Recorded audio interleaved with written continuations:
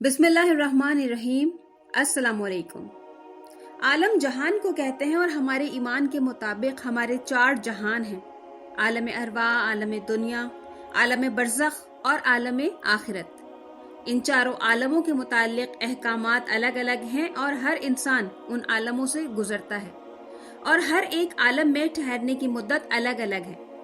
अल्लाह ताला ने इंसान के एक आलम से दूसरे आलम में मुंतकिल होने के लिए मुख्तलिफ असबाब व वजूहात पैदा की हैं, जैसे आलम अरवा से आलम दुनिया में आने का सबब वालिदैन हैं, आलम दुनिया से आलम बरज़ख तक जाने की वजह मौत है और आलम बरज़ख से आलम आखिरत तक जाने का सबब सूरह इसराफील है। बरज़ख के मायने पर्दे या 2 चीज़ों के दरमियान रुकावट के हैं। ये मौत के बाद से क़यामत तक के वक्फे का नाम है। आलम बरज़ख का कुछ ताल्लुक दुनिया के साथ होता है और कुछ आखिरत के साथ। दुनिया के साथ ताल्लुक इस तरह है कि जब इंसान मर जाता है तो उसके अजीज़ व अकारिब मैयत के सवाब के लिए सदका व खैरात करते हैं, जिससे मैयत को सवाब मिलता है और राहत हासिल होती है। जबकि आखिरत के साथ ताल्लुक इस तरह है कि जो जज़ा या सज़ा बरज़ख में शुरू होती है वो आखिरत में मिलने वाली जज़ा या सज़ा का ही हिस्सा होती है। आलम बरज़ख में पहुंचने के बाद इंसान का आलम आखिरत की तरफ सफ़र शुरू हो जाता है। तिरमिज़ी शरीफ में आप सल्लल्लाहु अलैहि वसल्लम की ये हदीस मौजूद है। आप सल्लल्लाहु अलैहि वसल्लम ने फरमाया कि आखिरत की सबसे पहली मंजिल कब्र है। अगर कब्र वाले ने उससे निजात हासिल कर ली तो बाद का मामला भी आसान होगा, और अगर निजात ना पा सका तो बाद का मामला बेहद सख्त है।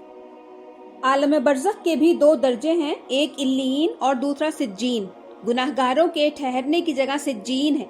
सिज्जीन के मायने है तंग जगह या कैद खाना। आसमानों में हर ऊपर वाला आसमान नीचे वाले आसमान से कुशादा है और जमीनों में हर नीचे की जमीन ऊपर वाली जमीन से तंग है। यहाँ तक कि सबसे तंग जगह 7वीं जमीन का मरकज है, जो काफिरों के लौटने की जगह यानी सिज्जीन है। सिज्जीन के मुतालिक सूरह मुतफ़िफ़ीन आयत नंबर 7 से 9 तक इस तरह बयान किया गया है। अल्लाह पाक फरमाता है, बेशक फाजिरों के नामाए आमाल सिज्जीन में है, और तुम क्या जानो कि सिज्जीन क्या है? वो एक किताब है लिखी हुई। इसके बरक्स नेक लोगों का ठिकाना इल्लीन है, जो 7वें आसमान पर ज़ेरे अर्श है। सूरह मुतफ़िफ़ीन आयत नंबर 18 से 21 में इस बात को इस तरह बयान किया गया है कि बेशक नेक लोगों का अमाल नामा इल्लीन में है, और तुम क्या जानो इल्लीन क्या है? एक किताब है लिखी हुई जिसे मुकर्रब फरिश्ते देखते हैं। तमाम अरवाह क़यामत कायम होने तक आलम बरज़ख में ही रहेंगी और फिर क़यामत के दिन अपने नामाए अमाल के मुताबिक अपने असल मकाम यानी जन्नत या दोज़ख में दाखिल होंगी। हदीस मुबारक सल्लल्लाहु अलैहि वसल्लम है, अज़ाब कब्र से अल्लाह की पनाह तलब करो। फिर फरमाया, बंदा मोमिन जब दुनिया से राब्ता तोड़कर आखिरत की तरफ मुतवज्जा होता है तो सूरज की तरह चमकते दमकते सफेद चेहरों वाले फरिश्ते जन्नती खुशबू और जन्नती कफन लेकर उसके पास आते हैं और हद्दे नजर तक उसके पास बैठ जाते हैं। फिर मलकुल मौत हजरत इज़राइल अलैहिस्सलाम तशरीफ लाते हैं, हत्ता कि वो उसके सर के पास बैठकर कहते हैं कि पाकीज़ा रूह, अल्लाह की मगफिरत और उसकी रजामंदी की तरफ चल। और रूह ऐसे निकलती है जैसे मशकीज़े से पानी का कतरा निकलता है। फिर फरिश्ते उस रूह को उस कफन और खुशबू में लिपेट लेते हैं और आसमान की तरफ बुलंद होते हैं, हत्ता कि उसे 7वें आसमान तक पहुंचा दिया जाता है। फिर अल्लाह अज़्ज़ा वजल फरमाता है, मेरे बंदे का नामाए अमाल इल्लीन में लिख दो और उसे वापस दुनिया की तरफ ले जाओ, क्योंकि मैंने उन्हें उसी से पैदा किया है, उसी में उन्हें लौटाऊंगा और दोबारा फिर उसी से उन्हें निकालूंगा। फिर उस शख्स की रूह कब्र में उसके जिस्म में लौटा दी जाती है और 2 फरिश्ते मुनकिर नकीर उसके पास सवाल जवाब करने के लिए आते हैं।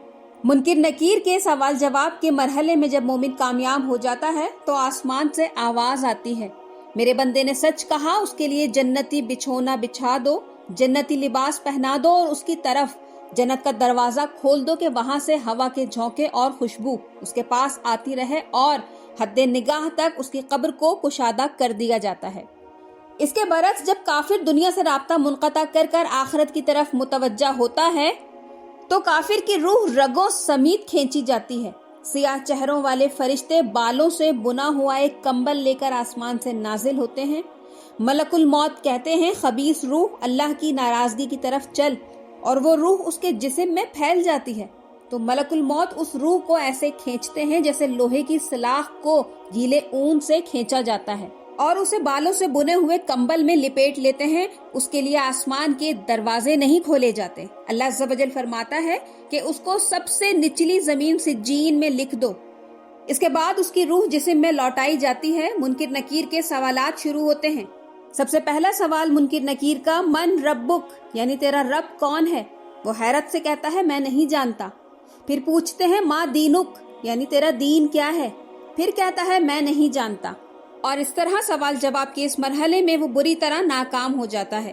پھر آسمان سے آواز آتی ہے، اس کے لیے جہنم کا دروازہ کھول دو کہ گرمی اور گرم ہوا آتی رہے۔ اور قبر کو اس حد تک تنگ کر دیا جاتا ہے کہ پسلیاں ایک دوسرے میں داخل ہو جاتی ہیں۔ ان مراحل کو طے کر کے ہر انسان اپنے اعمال کے مطابق اپنے مقام پر پہنچ جاتا ہے۔ نیک روحیں علیین میں رہتی ہیں۔ علیین میں رہنے والی روحیں ایک دوسرے سے مل کر خوش ہوتی ہیں، باتیں کرتی ہیں، اور نئی آنے والی روحوں سے اپنے اقارب کا حال بھی دریافت کرتی ہیں، جبکہ سجین میں رہنے والی بدکار روحیں قید و سزا کا مزہ چکھتی ہیں۔ آپ صلی اللہ علیہ وسلم کی حدیث مبارکہ ہے کہ قبر جنت کے باغوں میں سے ایک باغ ہوتی ہے یا دوزخ کے گڑھوں میں سے ایک گڑھا، یعنی قبر آخرت کی منزلوں میں سے ایک اہم منزل ہے۔ اگر اس سے نجات مل گئی تو اس کے بعد کی منزلیں زیادہ آسان ہوں گی، اور اگر نجات نہ ملی تو بعد کی منزلیں زیادہ سخت ہوں گی۔ دعا ہے اللہ تعالی ہمیں صحت اور تندرستی والی زندگی کے ساتھ ایمان پر قائم رہنے کی توفیق عطا فرمائے، اور ہمارے مرنے کے بعد ہماری قبر کو جنت کا باغ بنا دے، آمین۔ مزید ایسی ویڈیوز کے لیے چینل کو لائک اور سبسکرائب کرنا نہ بھولیے گا۔ اللہ حافظ۔